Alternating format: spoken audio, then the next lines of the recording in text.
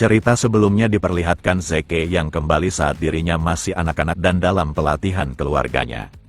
Di sana dia mendominasi duel dengan anak lainnya dan hal itu mengejutkan semua orang karena Zeke dulunya dikenal si lemah.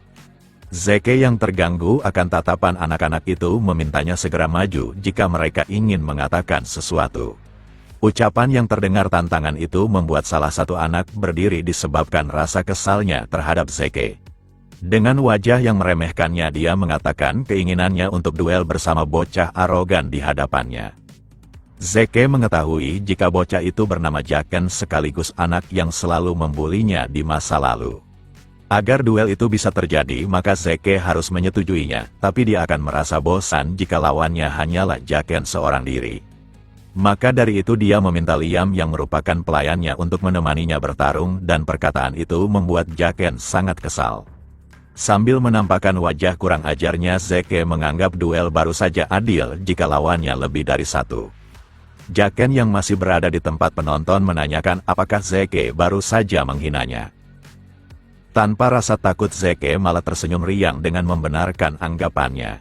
Bagi Jaken bocah lemah itu sudah terlalu kurang ajar dan dia bersumpah untuk menghajarnya sampai mati. Saat mereka berada di arena maka instruktur meminta Zeke menjaga jaraknya dan jangan memulai pertarungan tanpa aba-abanya. Di sela itu Zeke merasa senang karena bisa melihat orang yang dikenalnya. Di mana Liam adalah sang raja tentara bayaran di masa depan. Di masa lalu Liam sudah mengikuti Jaken sebagai pelayannya, namun karena dia hanya keturunan jauh maka dia ditinggalkan begitu saja. Jaken yang sangat menyedihkan memohon agar dirinya diikutkan mengenyam pendidikan di Akademi Valhalla, tapi dia berakhir bergabung dengan sebuah pasukan dari negara kecil. Lalu saat kerajaan tuannya runtuh, maka dia berubah menjadi tentara bayaran di mana hanya yang kuatlah yang bisa bertahan. Sebagai prajurit bayaran Liam menjadi seorang kesatria level merah dan menyatukan ketiga kelompok besar, sehingga dirinya dijuluki sebagai sang raja tentara bayaran dengan menggabungkan mereka. Bagi Zeke pertarungan ini sangatlah menyenangkan dan hasilnya akan berbeda dari masa lalunya yang menyedihkan. Tanpa basa-basi Jaken melesat maju dengan sebuah tinju kuatnya sambil tertawa. Tinju ini seharusnya tidak dapat dihindari oleh Zeke dan itulah yang diyakini oleh Jaken. Akan tetapi Zeke malah menampakkan wajah menyeramkannya sembari menangkis tinjunya bahkan meminta mereka berdua untuk maju sekaligus. Kemudian Jaken menarik tangannya karena dia takkan termakan oleh trik kotor Zeke yang akan kalah dan mengatakan jika dia kalah dengan terhormat disebabkan pelayannya itu campur. Maka dari itu dia akan memberikan pelajaran secara langsung kepada Zeke yang sangat arogan. Akan tetapi saat kakinya mengenai bagian tubuh Zeke dia malah merasakan rasa sakit. Kakinya benar-benar tidak dalam keadaan baik seakan menendang sesuatu yang salah. Siapa sangka Zeke menggunakan sikunya untuk memblokir tendangan tersebut. Rasa sakit dapat dirasakan oleh Jaken pada kakinya, tapi dia harus berdiri kokoh untuk menjaga kehormatannya. Akan tetapi Zeke malah melesat maju ke arahnya karena Jaken berani mengalihkan pandangannya dengan terus memperhatikan kakinya. Kali ini Zeke berniat menunjukkan bagaimana seseorang memukul dengan baik. Jaken yang merasa serangan ini tak dapat dihindari memutuskan untuk melindungi wajahnya.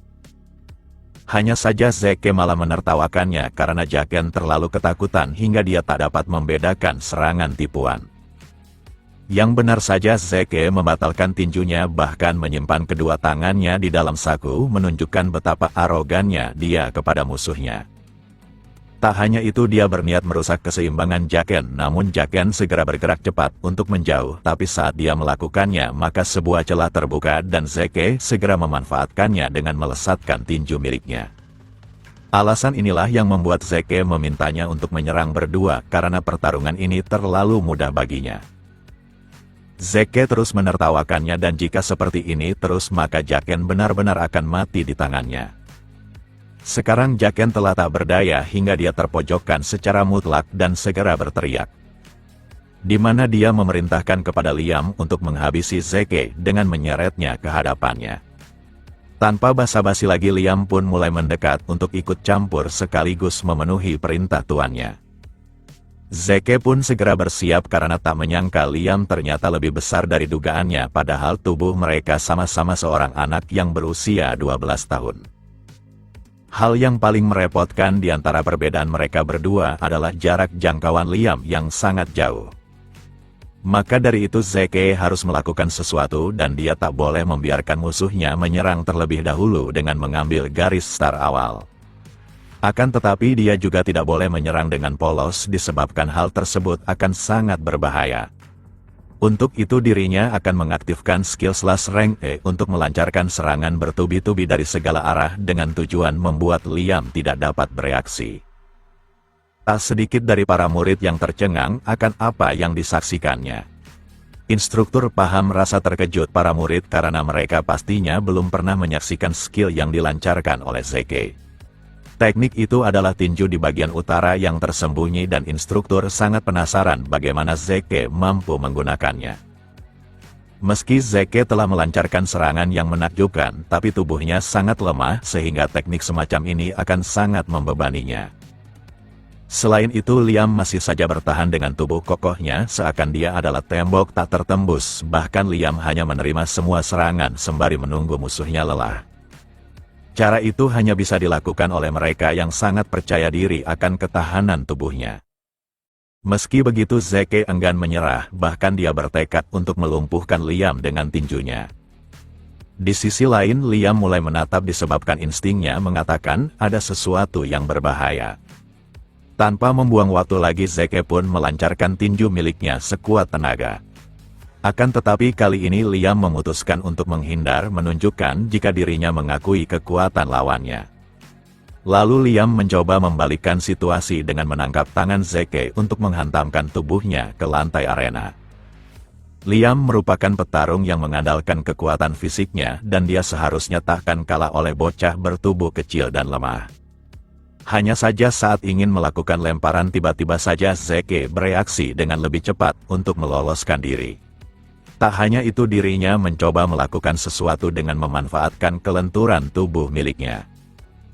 Zeke paham jika tubuhnya saat ini belum bisa mengalahkan Liam secara langsung tapi dalam pertarungan kekuatan fisik bukanlah segalanya di mana pengalaman tempur untuk memanfaatkan segala situasi adalah senjata paling berbahaya. Yang benar saja Zeke telah menempatkan kedua kakinya di leher Liam serta mendapatkan salah satu lengannya dan tidak peduli sekuat apapun seseorang maka cara ini akan menumbangkannya. Akan tetapi Liam takkan membiarkan dirinya begitu saja dengan terus memukul tubuh Zeke menggunakan salah satu lengannya. Pertarungan ini adalah pertarungan untuk bertahan karena jika salah satunya menyerah maka dia akan kalah. Pertarungan mengerikan yang dilihat oleh para murid membuat mereka ketakutan, tapi tak sedikit juga yang menikmatinya. Beberapa saat kemudian duel itu pun usai dengan Liam yang kehilangan kesadaran disebabkan tak dapat bernapas oleh cengkeraman kaki milik Zeke. Sementara itu salah satu dari murid tak menyangka jika selama ini Zeke menyembunyikan kekuatannya dan dia tak sabar ingin bertarung dengannya. Keesokan harinya Hakar datang mengunjungi tuannya disebabkan dia mendengar Zeke terluka saat ujian. Maka dari itu dia berharap tuan mudanya mengizinkan untuk memeriksanya. Zeke mengetahui niat Hakar di mana dia pasti ingin memeriksa apakah dirinya sudah membangkitkan aura. Saat Hakar memulai pemeriksaannya di saat itu jugalah Zeke terkejut. Dengan pengendalian aura yang dimiliki oleh pelayannya maka dia setidaknya berada di level tinggi. Umumnya saat seseorang ingin memeriksa kebangkitan bakat, maka mereka hanya perlu melihatnya dari dantian targetnya, tapi pelayannya malah memeriksa seluruh tubuhnya. Zeke mengetahui jika memasukkan aura ke dalam tubuh merupakan sesuatu yang sangat sulit, tapi Hakar bahkan mampu mengendalikannya dengan akurat hingga dia berpikir jika pelayannya mungkin saja seorang kesatria biru. Di dunia ini semua kesatria memiliki perbedaan dan mereka diidentifikasikan sesuai dengan seni bela diri serta kecakapan dalam manipulasi aura. Di antara semuanya golongan pedang putih merupakan level paling rendah dan mayoritas anak-anak dalam pelatihan ini berada di level tingkatan tersebut. Lalu yang kedua adalah golongan pedang kuning di mana level itu bisa dicapai saat seorang anak membangkitkan aura serta dantian miliknya. Jika seseorang sudah mampu mengendalikan auranya dengan bebas, maka dia bisa mendapatkan julukan kesatria. Kemudian kategori selanjutnya adalah pedang biru, di mana level ini cukup mengesankan dan menakjubkannya. Lalu level selanjutnya adalah level yang dapat dicapai jika seseorang telah melewati batasnya. Level ini telah dicapai oleh Liam yang saat itu menjadi Raja Tentara Bayaran. Hal itu pun berlaku bagi Zeke hingga dirinya dijuluki sebagai Sang Hantu dari Utara. Kategori ini dinamakan Kesatria Merah dan merupakan kasus langka dalam dunia. Di antara semua kategori dan golongan terdapat sesuatu yang terlupakan, yaitu kategori Kesatria Hitam, tapi hal itu hanya dimiliki segelintir orang di masa depan. Zeke terus penasaran bagaimana bisa sosok sekuat ini malah menjadi pelayannya. Beberapa menit kemudian, Hakar telah selesai dengan pemeriksaan yang ketat. Hanya saja Hakar menduga jika tuan mudanya sedang menyembunyikan sesuatu. Kemudian Hakar mengatakan bagaimana bisa tuan muda di depannya berubah, tapi Zeke menganggap pertanyaan tersebut salah dan seharusnya Zeke bertanya kenapa tuan mudanya baru berubah setelah sekian lama diperlakukan bak sampah. Zeke juga meminta pelayannya untuk menyiapkan dirinya karena dimulai dari sekarang maka dia akan sering melihat perubahan di masa depan. Hakar pun menunjukkan rasa hormatnya dan berjanji akan terus mendukung tuan mudanya. Tak hanya itu, dia juga telah selesai menyiapkan ruangan yang diminta tuannya. Zeke akan terus ikut bermain sekaligus mengorek informasi secara diam-diam dari tinjunya. Di sela itu Zeke terus memikirkan dalang dari Hakar yang terus mengawasinya selama ini. Dia juga tak yakin jika para nyonya adalah pelakunya. Saat masuk ke ruangan Zeke cukup dikejutkan akan tempat yang dimintanya sangat mewah.